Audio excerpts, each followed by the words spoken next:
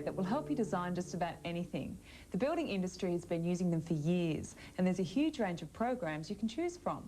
Many of them are aimed at the professional architect or designer, but we've come across one that costs less than $20 and is perfect to help you plan your renovations or your new home. Home Design 3D will work on most PCs with a CD-ROM drive. Once it's running, the mouse is used to draw your floor plan on the left half of the screen. As you draw, three-dimensional walls appear on the right side of the screen. The program also has a library of 69 house plans from around the world that you can use or modify to suit yourself. When you're ready to put in your doors and windows, it's easy. Simply click on the appropriate icon at the top of the screen and place them where you want. Then you can add floor coverings and paint the walls. You can even fill your rooms with furniture and electrical goods from a selection of 500 items. Okay, you've got your final design. Now this is the best bit. If you click on these little feet up here, you can walk through your house.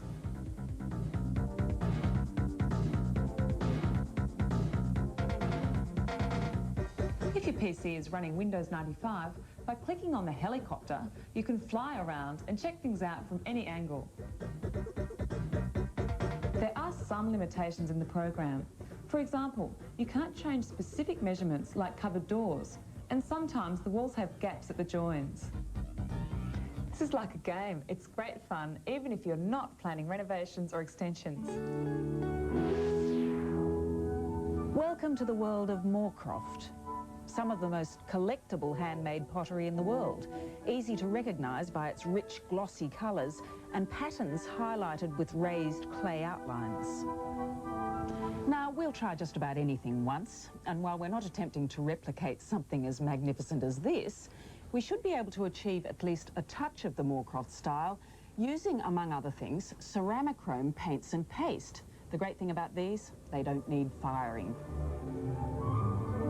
However, you will need to start with a piece of pre-fired ceramic available from Hobby Ceramic Studios.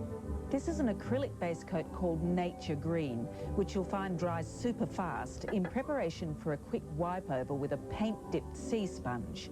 This simply adds a delicate swirl pattern to the inside of the bowl. Now for the design, and if you're not confident with your drawing, we will enclose a simple pattern with the fact sheet that you can then trace onto the surface. Although given the shape of this bowl, it's probably easier to do it freehand with a lead pencil, and that way you can rub out any mistakes. Apply 2 coats of acrylic paint. We've chosen artichoke for the leaves and coral rose for the flowers. Follow this with more lines to define the petals. Shading's achieved when a stiff brush is jabbed at the surface. Its official name in painted finish circles is stippling. Okay, there's perhaps a suggestion of Moorcroft about it now, but to really draw out that quality, we need to give it a raised outline with the decorating paste. This gets applied with a piping bag. Cake makers will no doubt excel at this, and the rest of us may wobble about a bit. But don't worry, you can always wipe it off before it dries. If you don't want a white outline, you can tint the decorating paste with coloured acrylics. Once this is dried, which should take 24 hours, it'll get sprayed with a matte sealer for a satin finish. What do you think? I doubt that Sotheby's would confuse it with the real thing, but I guess it has a bit of that Moorcroft flavour about it. And I'm determined that the next one's going to be even better.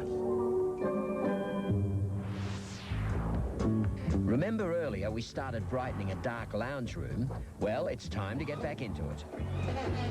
This might not be the most attractive fireplace ever, but Nerida did suggest a few fairly painless improvements. All we'll need is a can of heat-resistant paint, oven cleaner, a small number of feature tiles, and someone handier than me to do the tiling. But I will stretch myself for the sprucing. This paint can be found in most wood fire outlets for about $18 a can.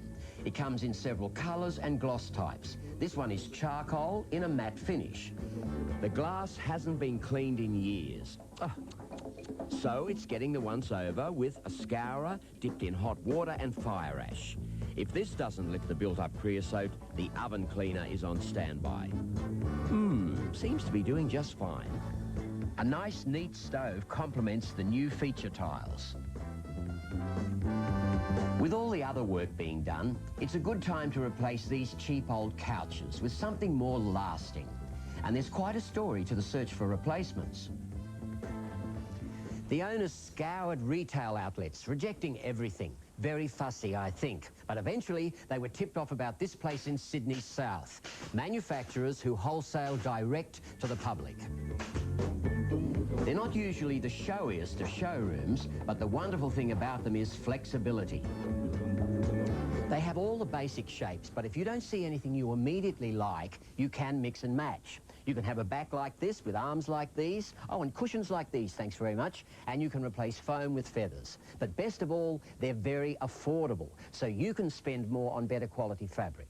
Well, while they're sewing away downstairs, let's get back for some painting. Oh, the owners are just loving this. A new lighter colour scheme in Dulux Bastille Blue half strength for the walls and an off-white semi-gloss for the timber trims, ceiling and the old suspended bookshelf. The new TV stereo unit was custom built to replace this mess. The painter's just giving it a coat of protective varnish to cover a light lime wash underneath. Some new cotton blinds here, and now it's time to unveil the couches. Pretty fabulous, eh? Considering they cost not much more than $1,000 each. Only trouble is now the owners are panicking that they're going to get dirty easily, so they'll probably spend most of their lives under old sheets. Except for special occasions like today, when all is revealed.